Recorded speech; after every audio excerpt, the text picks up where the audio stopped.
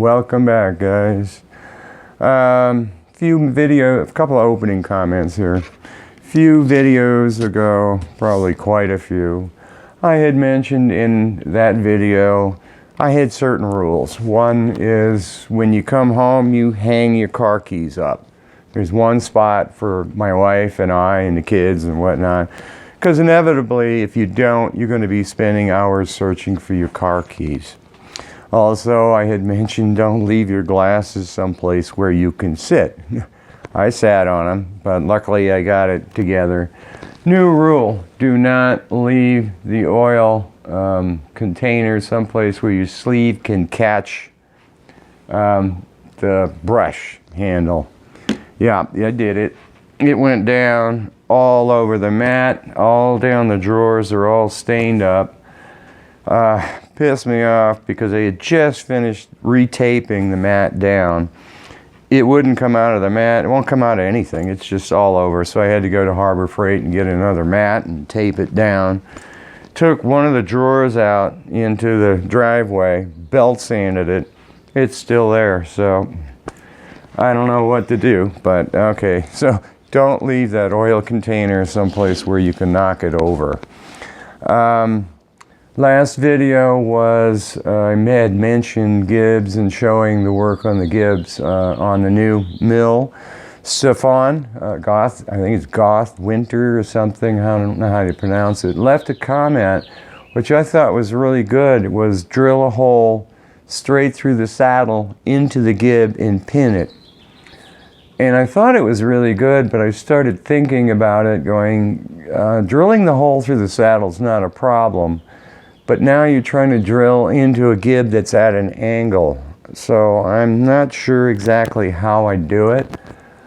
But the pinning idea, I think, is the best idea. You might be able to mount the Gib in the mill and hit it with an end mill or something. But I just wanted to bring that up. For years, you've seen me just take the end mill down, touch the surface, and then back up to engage the handle, the fine feed. Suddenly it just dawned on me, come down, hit the part, turn the knob, then engage it. Because inevitably you have to back up enough so that you engage it. Now I gotta keep feeding it down until it hits the surface again. So I've been using that. I don't know why I never thought of that before, but I've been using that. Another thing, how many people read the instructions on the WD-40 can? I never did. But because I'm doing the lapping, I had to fill a container with WD-40, and I don't know if you can see it, but it completely separates. So, and you read the can and it says shake well. So I don't know what it is that separates, but so anybody using WD-40, shake it before you use it. And I've seen a lot of YouTube videos where people just pick up their sprayer and use it without shaking it. In this video, I'm going to show a rack, an extended rack. My advice is, if you want to get one, $8.25, go get it quickly. I'm not sure if Grizzly has it mispriced or what. Unfortunately, the shipping is $9.99, which sucks. Buying shipping's more expensive than the item you're buying. That's crazy. For those, I don't know who's going to stumble across this video first, but for those people who are just into the lathe, I did create a playlist of all the videos that I did specifically towards the mini lathe. So find the playlist and you can go through all of them, and they'll tell you everything that I did on the mini lathe. For this, I decided I'm going to split this into separate videos. Part one was just kind of rebuilding or working with the mill. Part two, this one, I wanted to have the title just be a specific item. In this case, it's going to be the little machine shop built upgrade. I didn't want to bury anything else in it, like DROs and stuff. So this is going to be just the belt drive upgrade, and then after that I'll do the other parts. First, though, I wanted to just share some work I did on the comparator stand, and a lot of it I'm showing because the finishes that you're going to see are right off the machine. I did not sand this. The mill, it wasn't touched. It's just right off the mill and right off the lathe with the 3-jaw chuck. And the finish is using the built-in power feed. I'm not using the CNC power feed to do this. So I'm going to show that, and then I had just now mentioned the CNC, and I knew over time that I would stumble across feed rates that gave an incredible finish. I didn't have to sit there and experiment. So I'll show comparative stand, a feed rate which has got a ridiculous finish, and then I'll show the little machine shop belt drive upgrade. Just kind of messing around with this thing. As I had mentioned, I looked around. Why is that stuck? Why is that jammed? There. I had mentioned that I couldn't find anything to put a test indicator on the stand with. So just kind of machined one out. Not too hard to make. This was a 1.5 inch, turned the outside down to 1.4, so it's a little bit thicker than the other one. Inside, we just bored, I drilled it as far as I could and then bore the rest. And I wish there was some way of making things like this without the huge chip mess, because there was a lot of stuff. And then you can see I was worried that just one screw, this wouldn't be solid and it would spin, but it's rock solid. So now I can put a test indicator on this guy. I'm not sure what I would do with one. This whole stand, the only reason or the only thing I can think of in the shop is I'm just setting the lathe tool height, the cutter heights on it. And that's done with the dial indicator, but I like this. Needed to make it a little bit more, how do you say it? It's a little bit sloppy, just not even close to what the other one is, but I never thought I should have turned something to this diameter so that I could use that as a gauge pin to get the final inside correct. Because this one's so sloppy that you use the adjustment, you lock this, leave this free, and you use the fine tune, but then when you lock this down, the thing shifts so much that it shifts 20 thousandths. So now I'm thinking about it, and I kind of like the knob on the left side because you want to hold things with your right hand to hold them secure and then tighten it with your left hand, so it's nicer that way, I like. So I was thinking, just I'm probably going to turn another one of these and then have, be able to cut it, and it'll be the top and the bottom section. I've got more material. Not looking forward to, like I said, the chips overload, but then I can easily add a block on for this part and then add another block on for this part, and I can make it closer too, which will be nice. So this will be more, because it doesn't fall on center, is it? About that far? About that? It could stand to be a fraction further back. But that would be nice to be able to just tighten it up and not watch this needle move so much. So for now, what I do is I'll just adjust it till it's like 20, and then when you tighten it up, you're close to 0. So now you can spin the dial. And the thing I like the most about this stand is this is the first time I've ever been able to move the dial and not see the needle move. I think I can come down here, and no, that guy's in the way. So take it down. Not sure about how good the lighting is here. Where's the camera? Camera's right there. But take it down. Now it's all over the place. Oh well. But the point is, where I can move. Oh, I didn't tighten it down enough. Something. Yeah. You see? That's why I want to make a new one. There. So I can move it and the needle doesn't move. Like if I want to put it right on the 40, it's beautiful. So I'll probably make another, like I said, a set, better fine tune, and I'll turn something to this size so I can keep checking my boring so I can get it better than this. That's quite a bit.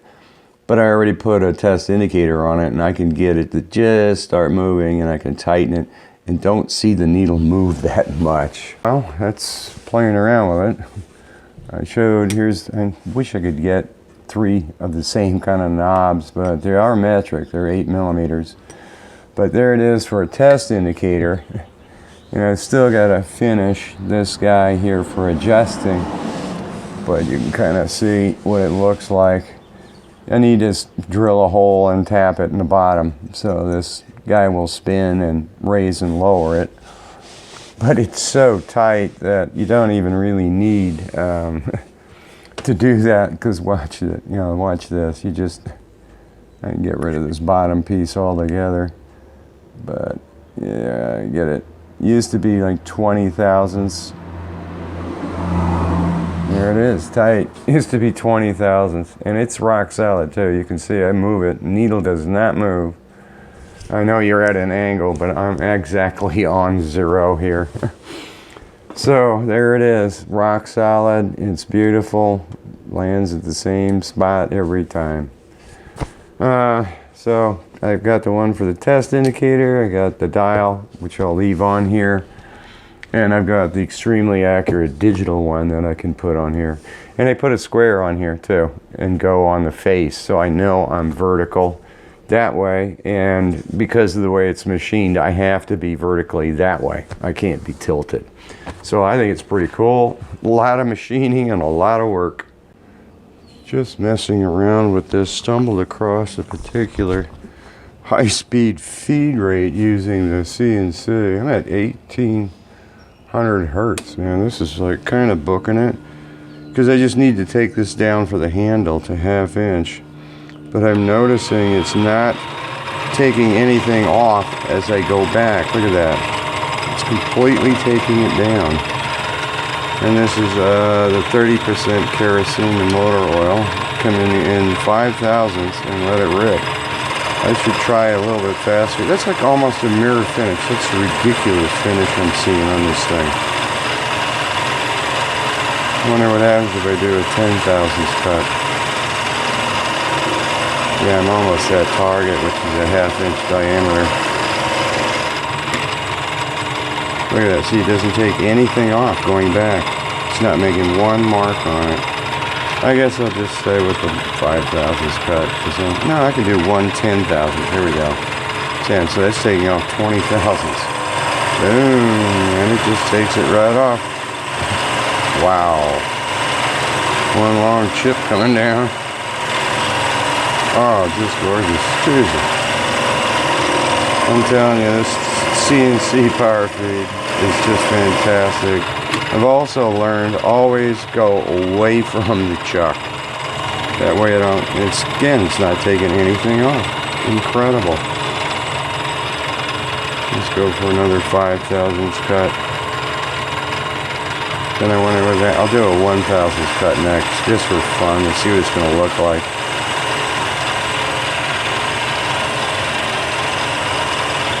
Try turning the light off, just see if it makes anything, because I can't tell in the phone screen what the finish looks like. But alright, there's no juice in the 1 thousandths cut. That's 1. There it goes. Oh, it's taking the finest cut off. Wow. I'm not sure if you can see it, but oh, this is a blast. I'm so glad I did this setup.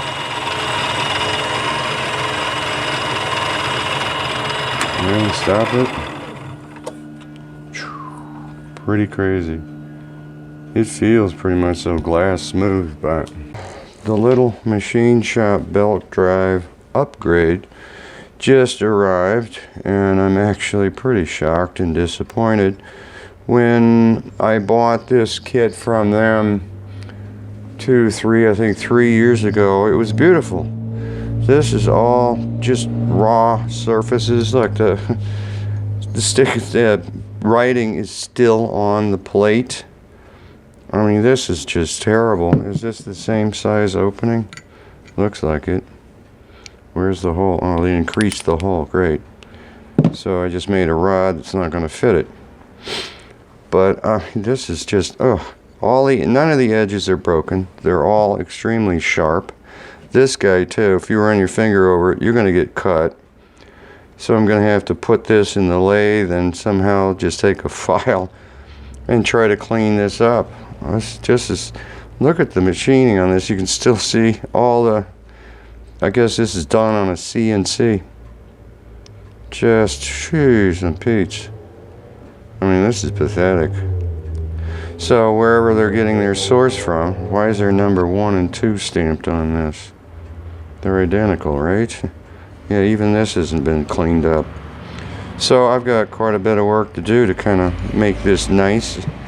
They did change this. This used to be a clear plastic. Now it's fogged and all scratched up, but so be warned, if you buy their upgrade kit, this is what you're going to get now.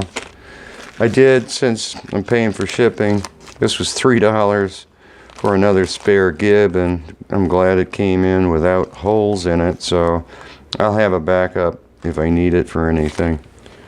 Just wanted to share it.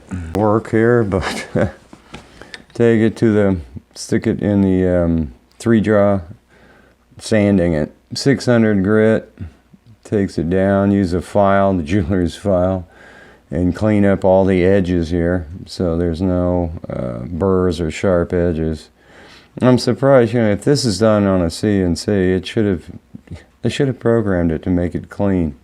So, but I guess it wasn't. It had all the mill marks all over it. I don't know how you do this on a mill, CNC mill, but whatever.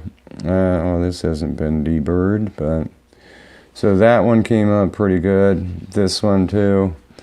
I didn't want to get down in here because of the keyway, so you would rip the sandpaper up. Oh, this inside edge I forgot to break, but it all feels nice and smooth now and ready to go. And get rid of the logo. Just put this on the belt sander with the Ryobi, and even this, they broke all the edges on this side but didn't flip it over to do this side. So I had to I gotta do a little bit more. I'm just going to use this stone rather than a file to clean that up. Looks like this is cleaned up. I didn't do that. Oh, this edge isn't. And yet this edge is broken. This is obviously done on CNC. None of the holes deburred. Did this again too. Just run it on the belt sander for a little bit and that's it. These guys, I just put a stud in there with a nut on it, run the Scotch-Brite on it to kind of get it down because it was a raw finish. It wobbled too much for me to turn it, so I just used the Scotch-Brite and then 600 on it. And so these are pretty good. What I found interesting, they're marked 1 and 2. One's imperial and one's metric. That's imperial. No, it should be the other way around because I'm thinking they couldn't get a handle to fit. Yeah, I don't think that goes in there. Even these holes, I've got to deburr them. Yeah, it goes in this one. And that's the 2. Yeah, so 2 goes on the right. But why don't you just make it all imperial? If you have to do one, do them all. Whatever. Now it's just a matter of getting it up on the mill. Just showing this, everything that I remember from doing it before. Yeah, what do we do? A lot of it's pretty simple. I guess they worked on the motor first. You undo, one of those little C-clips. Got to come off, so you need the tool to remove that. The whole gear comes off, and before they didn't mention there's a bottom piece, a collar, a spacer, that also has to come off.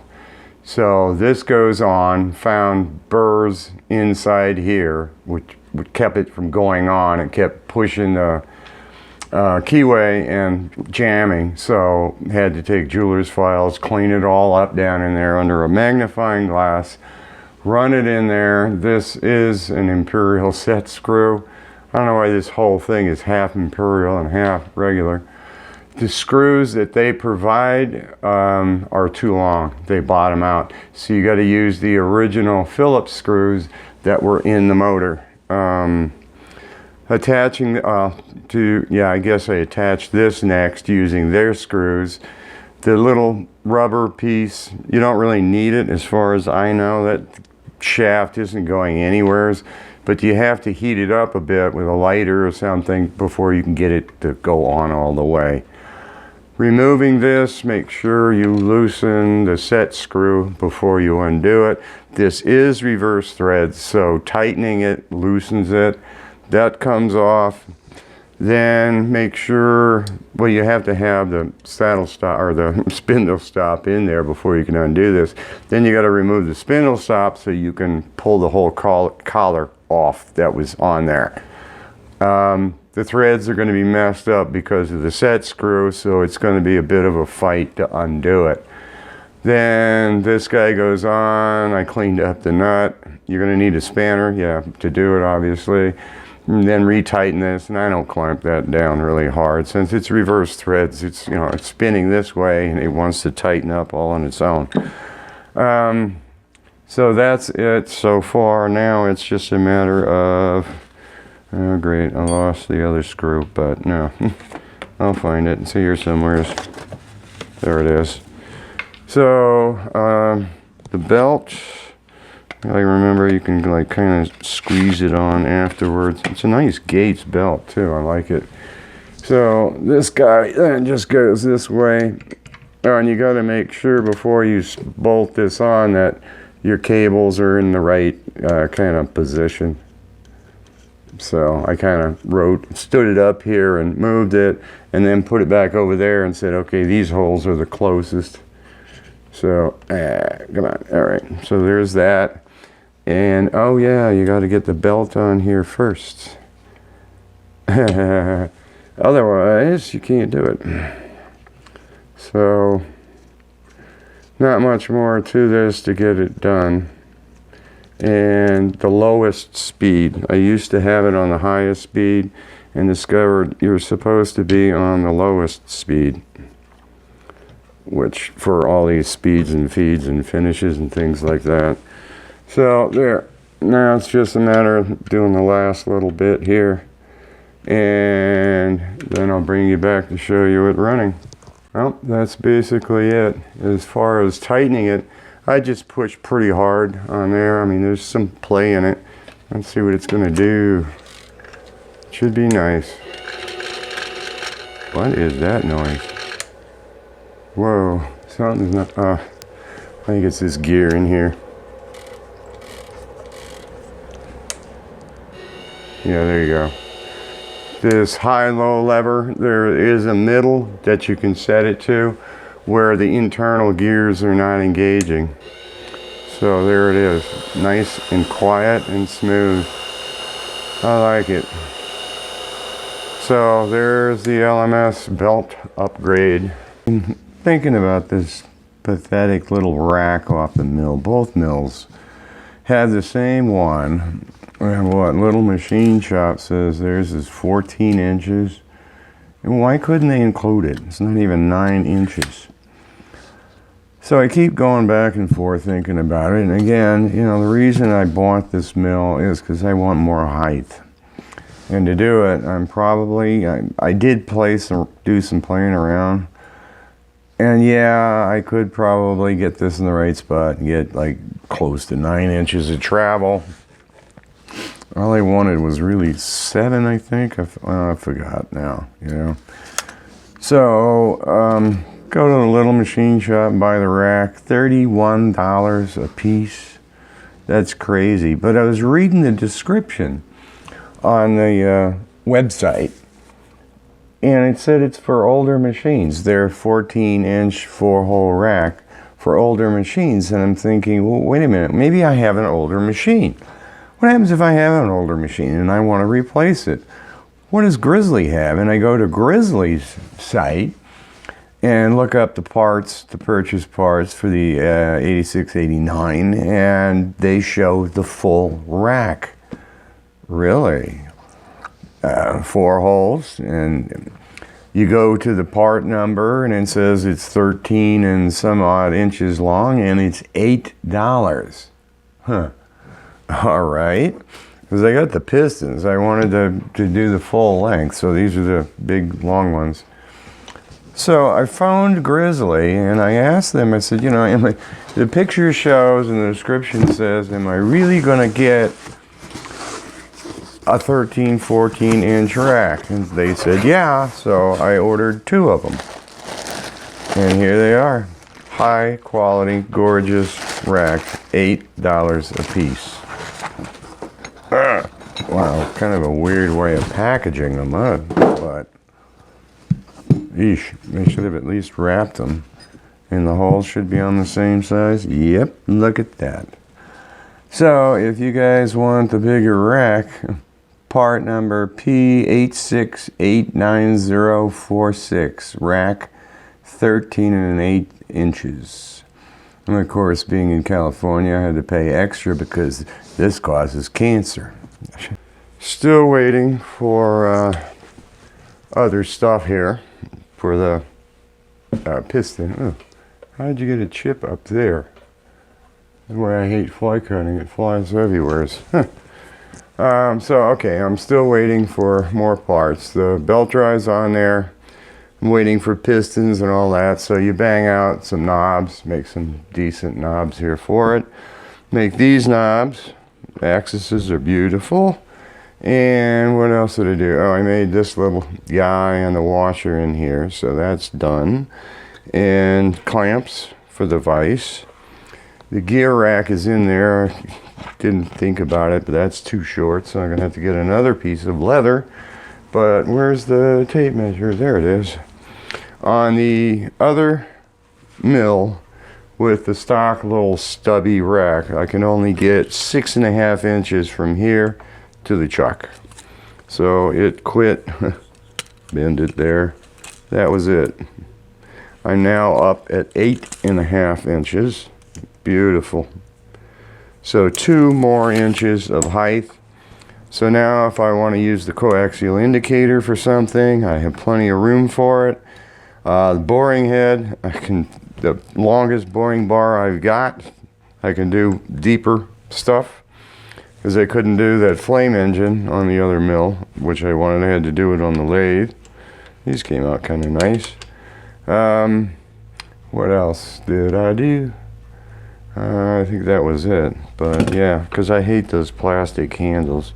It's kind of amazing when you think about it. All of everything that's here, I don't know how to describe it, that you can get for just over $700. There's a lot of time, a lot of material, a lot of machinery used to make this thing. Casting the base, somebody, you know, because it's really rough on the inside, this is casted. And then some big machine you gotta have to, it's ground too, yeah. Big machine to mill it and then grind it. Wow. So pretty amazing, yeah. So with that kind of cost and that kind of time and labor, you can understand why they use plastic knobs here and there. But oh yeah, the chuck came in from eBay, and it is definitely a total piece of trash. The whole bottom edge of it isn't even machined. It's really rough. The edges of the threads, if you run your fingers on it, you're gonna get cut. So, oh yeah, he had made this guy. So I still gotta make the little piece here that holds it. And, well, so the next piece of video should be making all the stuff for the constant force springs.